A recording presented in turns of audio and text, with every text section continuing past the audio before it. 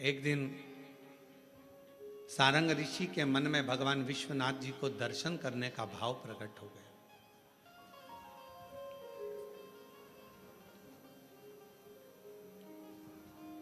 काशी से थोड़ी सी दूरी पर इनका निवास था।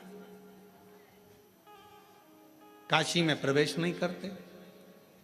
अब भगवान शिव की आराधना कर रहे, साधना कर रहे, और काशी में फिर इनके मन में आया कि भगवान नहीं दर्शन दे रहे तो मैं काशी में जाऊंगा, पर शिव मुझे दर्शन दे, मुझे निमंत्रण दे तो मैं काशी में जाऊं। अब शिव महापुराण की कथा कितनी बड़ी बात कहती है। स्वयं तुमरुका जी ने चंचुला देवी से कहा, जिसका पति प्रेत योनि में पड़ा था, मुक्ति के लिए साधन कर रही है चंचुला। ईसर जी गोरा जी यजमान बनकर बैठे हैं, और उस समय पर तुमरुका जी बोल रहे हैं चंचुला देवी से, चंचुला काशी की धरा पर शिव महापुराण में और भगवान शंकर के मंदिर में वही पहुंचता है जिसको शंकर भगवान हाथ पकड़कर लेकर जाते हैं, जिसको भगवान ओघड़दानी भगवान शिव लेकर जाते। ये कथा ऑनलाइन चल रही है, आस्था चैनल पर आप लोग कथा को सुन रहे हैं। कोरबा छत्तीसगढ़ की ये कथा है। जिस होटल में कथा हो रही है इसमें इतनी कैपेसिटी नहीं है बैठने की। महाकाल सेवा समिति ने जितनी व्यवस्था करी है उसके अनुसार जो बैठ सकते हैं उनकी व्यवस्था है, पर ज्यादा लोग इसके अंदर नहीं आ सकते, इसलिए इस कथा को ऑनलाइन रखा गया। पानी कीचड़ को देखते हो।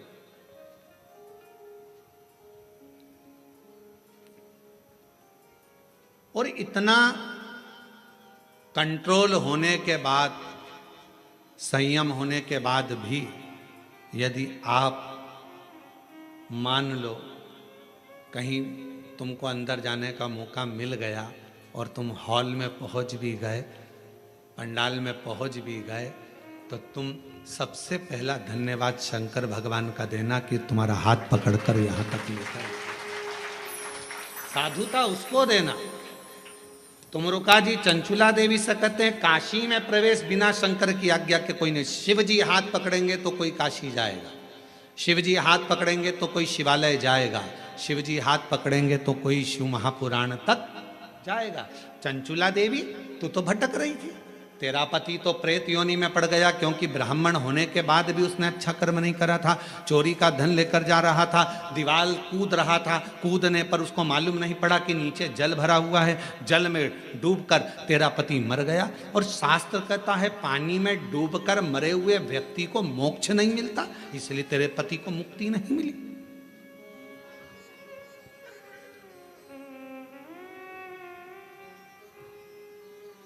पानी में डूबकर मरे हुए व्यक्ति का मोक्ष नहीं है, यह हमारा शास्त्र कहता है। और तेरे पति को मुक्ति नहीं मिली, तेरा पति बिंदुक प्रेत योनि में भटक रहा था।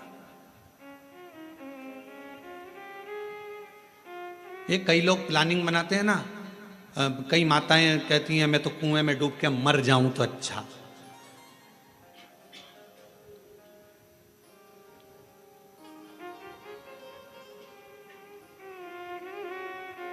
रस्सी से लटक जाऊं तो अच्छा, गाड़ी के नीचे आ जाऊं, तालाब में कूद जाऊं, ये सब ओल्ड फैशन है। ये कोई सुसाइड करने का न्यू फैशन है क्या? ये तो सब सुसाइड के ओल्ड फैशन है। कुछ नया फैशन लेकर आओ। रस्सी से टंग जाना ये भी ओल्ड है, पानी में कूद के मर जाना ये भी ओल्ड है, दवाई खा के मर जाना ये भी ओल्ड फैशन है, गाड़ी के नीचे आ जाना ये भी ओल्ड। न्यू फैशन सुसाइड लाओ। अगर सुसाइड करना ही है तो न्यू फैशन लेकर आओ। और वो नया फैशन कौन सा है? तो वो नया फैशन ये है, कितना भी दुख आ जाए, कितनी भी तकलीफ आ जाए, कितना भी कर्जे में डूब जाऊं, चाहे कितनी भी परेशानी में आ जाऊं, ऐसे मरने वाली नहीं हूं। छाती पे सबके मूंग दलूंगी, मेहनत 4 गुना करूंगी, मेहनत 4 गुना करूंगी, सबकी छाती पे यही मूंग दलूंगी। कोई कितनी भी गाली दे, देसी घी की रोटी मल मल के खाऊंगी और खूब दमदारी से जिंदगी जीऊंगी। मरूंगी काय को? रस्सी पे टंग जाना, 2 मिनट में मर जाओ, फिर अगला जन्म, फिर वो बकरी बनो, बिच्छू बनो, इल्ली बनो, छिपकली बनो, कीड़ा बनो। और अभी बारिश में देखना नई नई डिजाइन के कीड़े बन रहे हैं, जो सुसाइड कर कर मरते हैं वो सब यही बनते हैं। ऐसी नई नई जिंदगी, नया नया जीवन, और फिर आखिरी में मरते मरते मरते मरते पानी में, फिर हवा में, फिर वायु में, फिर खोपड़िया में, फिर जुआ बनना, इल्ली बनना। ये सब ये जितने सुसाइड, इसीलिए निवेदन है सुसाइड का प्लानिंग नहीं करना कभी भी जिंदगी में। कितना भी गम आ जाए, कितना भी दुख आ जाए, कितनी भी तकलीफ आ जाए, कितना भी कर्जा बढ़ जाए, कोई कितना भी प्रेशर दे दे, माइंड में कितना भी प्रेशर बढ़ जाए, फिर भी सुसाइड करने का प्लानिंग नहीं करना। प्लानिंग ये करना, कर्जा अपन ने लिया है, तकलीफ अपनी है, अपन निपटेंगे, खूब दमदारी से मेहनत करेंगे। जिनने बोला है, जिनके मुंह चल रहे हैं, उनके मुख बंद कर देंगे, इतनी मेहनत कर कर आगे निकलेंगे, तब दमदारी है। अब मालूम पड़े तकलीफ, depression depression depression depression, tension tension tension, मर जा।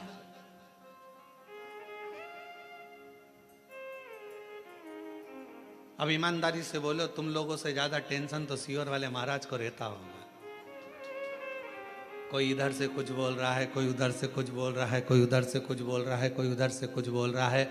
इसके बाद भी आग लगे बस्ती में, अपन रहो मस्ती में। शंकर के भक्त हैं, मट्टी का शरीर है, एक दिन शमशान जाएगा, राख का ढेर बन जाएगा। जो मरने के बाद इकट्ठे होते हैं, परिवार वाले, कुटुंब वाले, मोहल्ले वाले, मरने के बाद इकट्ठे होते हैं। अगर तुम्हारे जीते जी इकट्ठे होकर तुमको आगे बढ़ा दें, तो मरने के बाद इकट्ठा होने की जरूरत ही नहीं पड़ती। ये परिवार, ये कुटुंब, ये नाते, ये रिश्ते एकाग्रित कब होते हैं? जब व्यक्ति मर जाता है। जब तकलीफ में था खड़े हो जाते, जब दुख में था पूरा मोहल्ला एक हो जाता, जब तकलीफ में था पूरा परिवार एक हो जाता।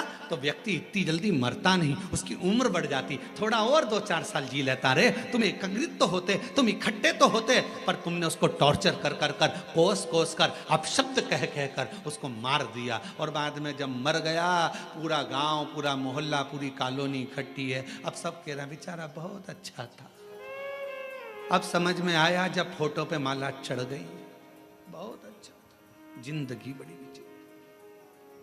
प्लानिंग मत करो, ये ओल्ड फैशन है। रस्सी में टंग जाना, पानी में डूब के मर जाना, ये सब ओल्ड है। न्यू फैशन तो ये है, खूब खाओ, शिव नाम गाओ, छाती पे मूंग दलते जाओ, अपना काम करते जाओ, अपनी मेहनत। कई बच्चे कहते हैं, हमने देखा कोटा साइड में जब बच्चे कोचिंग करने जाते हैं, कोचिंग में पास नहीं हो पाते, सुसाइड कर लेते हैं।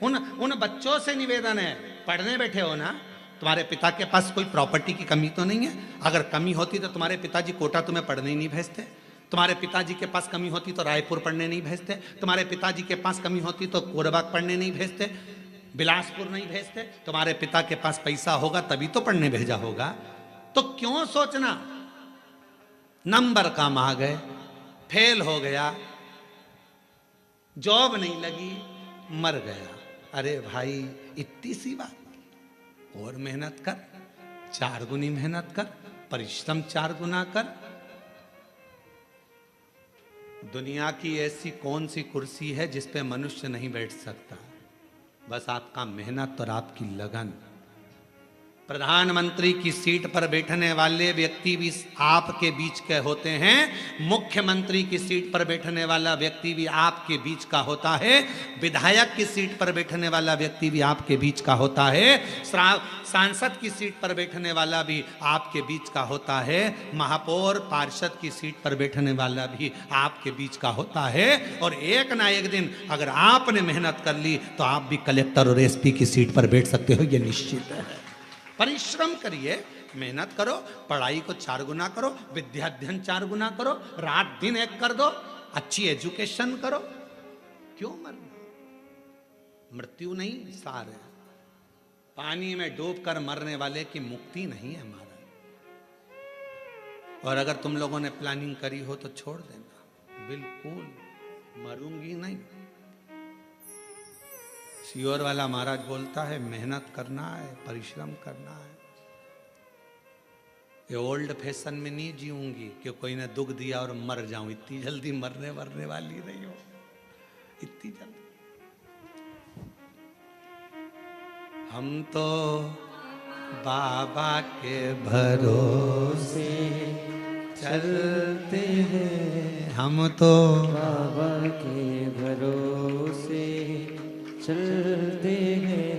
ये दुनिया वाले जलते हैं, ये दुनिया वाले जलते हैं। डमरू वाले के भरोसे चलते हैं, काशी वाले के भरोसे चलते हैं, सीहोर वाले के भरोसे चलते हैं। बिंदु प्रेत की योनि में क्यों पड़ा? क्योंकि वो पानी में डूबकर मरा, पानी में डूब है। चंचुला, तुम्हारा पति कहां पानी में डूबकर मरा? तेरे गांव में। तेरे गांव के लोग काशी में कथा दर्शन करने आ रहे थे, तो उन गांव के लोगों के साथ दर्शन करने काशी आ गए। चंचुला, तुझे नहीं मालूम, तो पहली बार काशी आई और तेरा मन शंकर में नहीं था, तो काशी में साड़ियाँ खरीदने आई थी, वस्त्र खरीदने आई थी कि यहाँ कुछ सामान अच्छा मिलेगा तो मैं खरीद। आज भी बनारस की साड़ियाँ बड़ी प्रसिद्ध हैं। तू तो वस्त्र लेने, आभूषण लेने आई थी, तू काशी में दर्शन करने नहीं आई थी। पर तेरा मन स्नान करने के बाद गंगा का बदल गया और तेरा चित्त विश्वनाथ की कथा में लग गया। एक क्षण की कथा तेरे कानों में पड़ गई। कहां कथा हो रही थी तुझको नहीं मालूम? चंचुला, चंचुला तो गंगा नहाकर घाट पर खड़ी थी और कहीं आवाज आ रही थी भगवान शंकर की शिव महापुराण कथा की। उस आवाज को चंचुला ने सुन लिया। सुनते सुनती चंचुला धीरे धीरे आगे बढ़ी। घाट पर चढ़ते चढ़ते चंचुला का पांव फिसल गया, सिर में चोट लगी, चंचुला के प्राण छूट गए और चंचुला माँ पार्वती जी की सहेली कैलाश में बन गई।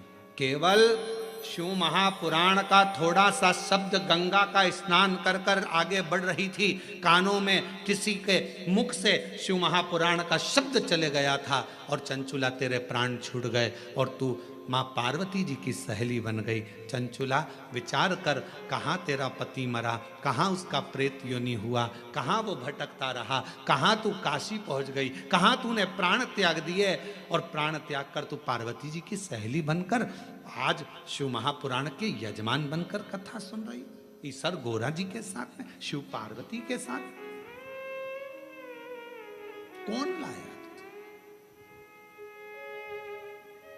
और मेरे तेरे ही भरोसे हम उसके आश्रित हो गए, हम उसके भरोसे हो गए। उसने हमारा हाथ पकड़ लिया। चंचुला, विचार करना, स्वयं तुमरुका जी कह रहे हैं, एक शिव महापुराण की कथा, दूसरी काशी नगरिया और तीसरी शिवालय, भगवान शंकर का मंदिर। जब तक शिव ना चाहे तब तक कोई शंकर के मंदिर नहीं जा सकता। शिव हाथ पकड़ कर लेकर जाते हैं। आज पूरे भारत में, पूरे विश्व में लोग शंकर के मंदिर में एक लोटा जल चढ़ाने के लिए बच्चा बच्चा, बूढ़ा व्यक्ति, जवान व्यक्ति, सब शंकर के मंदिर में अगर एक लोटा जल चढ़ाने जा रहे हैं तो जितने जल चढ़ाने वाले शिव भक्त हैं उनको मैं नमन कर कर कहता हूं कि आप बड़े किस्मत वाले हैं जो आपका हाथ शंकर जी ने पकड़ रखा है और मंदिर तक लेकर जा रहे हैं, शिवालय तक लेकर जा रहे हैं, शंकर की चौखट तक लेकर जा रहे हैं, भगवान अपने धाम तक लेकर जा रहे हैं। ये आपके ऊपर करुणा है, आपका रिश्ता पक्का है,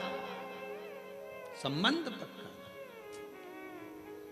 और नाता एक भोले जी से दूजा नाता तोड़ दे, रिश्ता एक शंभू जी से दूजा रिश्ता तोड़ दे। साधु संगे राम रंग शिव रंग रंगिए, जाई विधि राखे शंभू ताई विधि रंगिए। जैसा मेरा शंकर राखे उस हिसाब से रहने का प्रयास करें।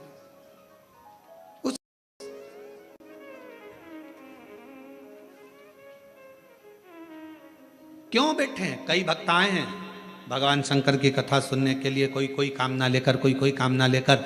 स्वयं तुमरुका जी ने चंचुला जी से कहा, चंचुला देवी, जब शिव महापुराण की साक्षी में, शंकर भगवान की कथा के पंडाल में, शंकर भगवान की साक्षी में जितने लोग ऑनलाइन कथा सुन रहे हैं, टीवी मोबाइल आदि आदि पर, वो सब की साक्षी, आप शिव महापुराण की साक्षी में अगर शिव पुराण की कथा को श्रवण कर रहे हो, भले टीवी पर बैठ सुन रहे हो, चाहे मोबाइल पर सुन रहे हो, पर हृदय लगाकर अगर कथा को सुन रहे हो, तो मेरा भोलेनाथ तुम्हारी झोली जरूर भरेगा और तुम्हारी किस्मत को जरूर चमकाएगा। ये निश्चित है,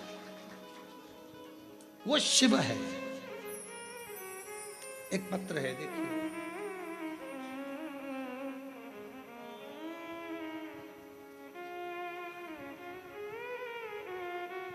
चित्ररेखा नामदेव, पति श्री रविशंकर नामदेव, पत्थरी पारा कोरवा के निवासी हूँ। कहीं बैठी हो तो हाथ हिला सकती हैं।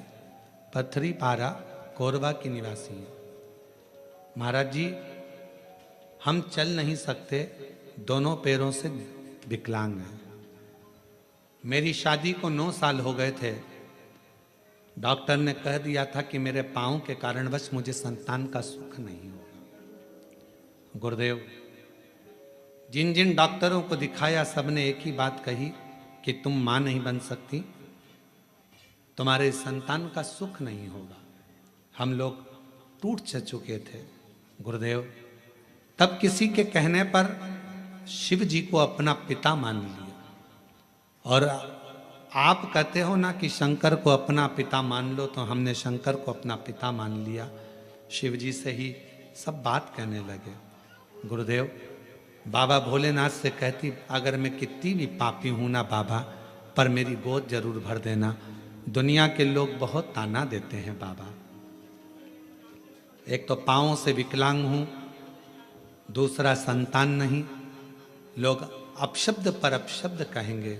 बाबा, कुछ कृपा करिए, करुणा करिए, दया करिए। और शिव जी ने ऐसी करुणा करी गुरुदेव, 9 साल के बाद बाबा ने मेरी झोली भर दी। और 9 साल के बाद मेरी जैसे विकलांग को भी बाबा ने संतान दी।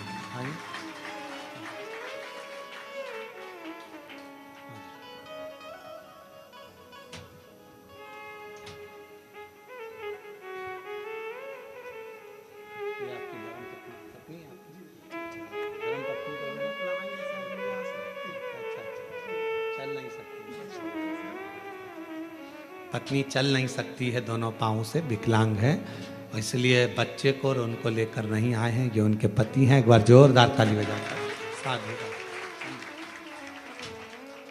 शिव तत्व इसी को कहते हैं, शंकर इसी को कहते हैं। और तेरी कृपा का क्या है भरोसा, कब किस पर हो जाए जरा सी हम पर कर दो, जरा सी हम पर कर दो।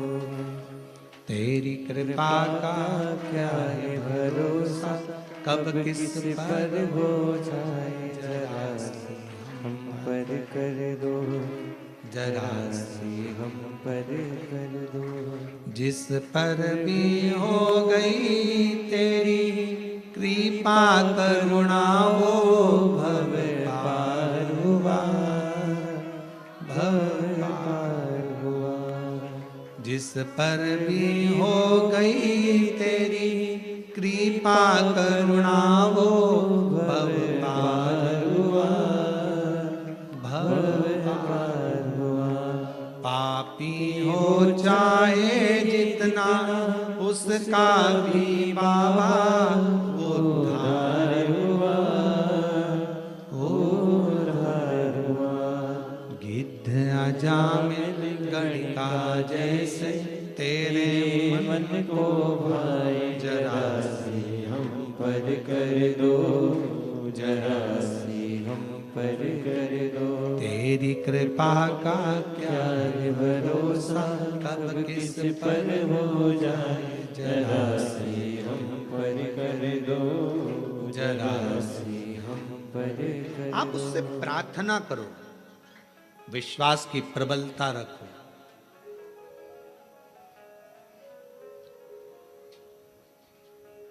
आपने मंदिर जाना अगर छोड़ भी दिया, शिव को छोड़ भी दिया, तो भी मेरा शंकर आपको नहीं छोड़ता है, कभी नहीं छोड़ता। मेरा शिव है, छोड़ता ही नहीं, वो नहीं छोड़ता।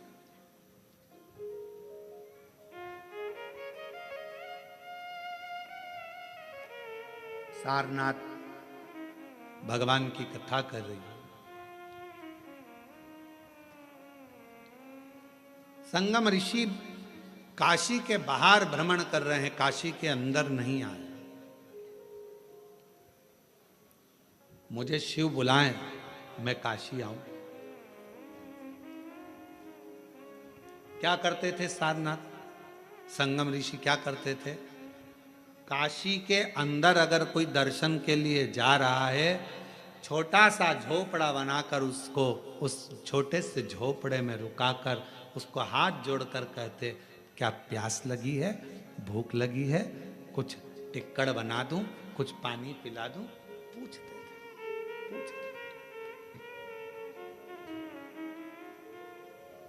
कभी मौका लग जाए, बाबा यदि आपके भंडार को खूब भर दे और तुम्हारी झोलियां अगर मेरा शंकर भगवान खूब खुशियों से भर दे, तो प्रयास करना कि तुम्हारे नगर में, तुम्हारी कॉलोनी में, तुम्हारे क्षेत्र में, तुम्हारे गांव में कहीं शिव महापुराण की कथा हो रही हो और वहां शिव भक्त अगर आए हों, तो अगर भगवान तुम्हें भंडार भर कर दे दे, तो एक बार वहां के आए हुए शिव भक्तों को पानी पिलाकर, कुछ खिलाकर मुंह जरूर झूठा कराना। उसका फल, उसका बहुत फल है। आप लोगों में से कई लोग अमरनाथ भी गए होंगे कभी ना कभी, पहले कोई गया है अमरनाथ जी? अमरनाथ जी गए हो आप लोग? तो अमरनाथ जी गए होगे तो वहां बड़े बड़े लंगर चलते हैं, बड़े बड़े भंडारे चलते हैं। भूखे को भोजन, प्यासे को पानी, जय बाबा बर्फानी, जय बाबा बर्फानी। वहां लंगर चलते हैं, बड़े बड़े भंडारे चलते हैं। क्यों? क्योंकि बाबा उनको उतना दे देता है, फिर भंडारा कर कर जाते हैं, फिर दे देता है। मुख झूठा जरूर।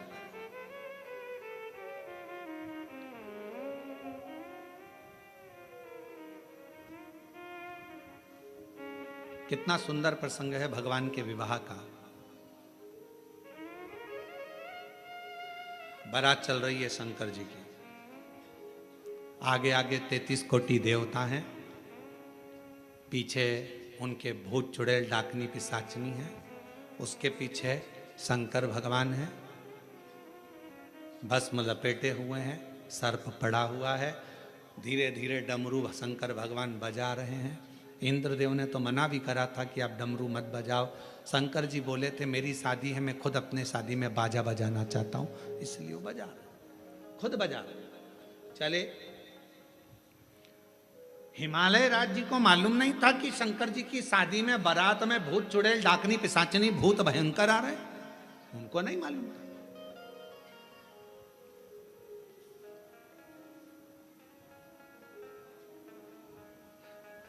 छज्जे में बहुत सारी हिमालय राज के नगर की सारी स्त्रियां बारात देखने के लिए सिर पे पल्लू ले लेके खड़ी हो गई। अपने यहाँ भी बारात आती है तो अपन खुश होके देखते हैं, अरे हमारे पड़ोसी के लड़के की लड़की की बारात आ रही है, कितने सुंदर बाराती हैं। बारात देखने के लिए पूरा हिमालय राज की नगरी खड़ी हो गई।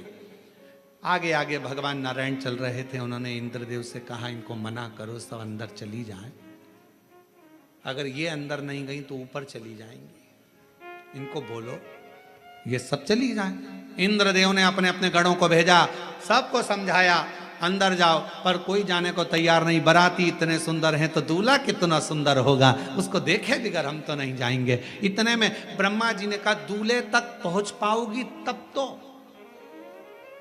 दूल्हा और बाराती के बीच में कुछ और भी भरे हुए हैं, वो चुड़ैल डाकनी पिशाचनी और भी, तुम वहां तक पहुंचोगी तब तो दिख पाओगी ना।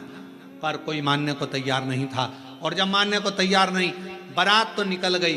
बारात निकलने के बाद एक भयंकर भूत जिसके 12 पांव, मुख था ही नहीं, 12 हाथ और गर्दन में से जिभ्या निकल रही थी, हिल रही थी, और उसने अपनी जीवान को जो फेंका, इधर की सारी माताएं जितनी खड़ी थी सब दच गई,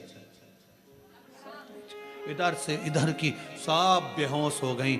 इनके घर का एक बुजुर्ग आया, बुजुर्ग ने आकर निवेदन करा, आप बाबा के बाराती हो, सबका दर्शन करना है बाबा को, सब बेहोश हो जाएंगे तो दर्शन कैसे करेंगे, आप कृपा करो, मैं क्या आदर करूं, क्या सम्मान करूं। घर का बुजुर्ग निकल कर आया और हाथ जोड़कर कहा, ये सारे घर आपके हैं, आप जो पाएं जहां रुकें वहां रुकें, पर इन सबको होश में तो आन दो। तब पीछे से गण ने जाकर शिव जी से प्रार्थना करी, बाबा हमें देखकर सब बेहोश हो जा रही हैं, पर आपका रूप देखें, ऐसी करुणा करो। शिव जी ने डमरू बजाकर सिर पर रखी हुई गंगा की धार को घुमाना प्रारंभ करा। जिस पर पानी पड़ता था वो गंगा की धार से उठकर बैठ जाता था और बड़ी आनंदता से शिव का दर्शन किया करता।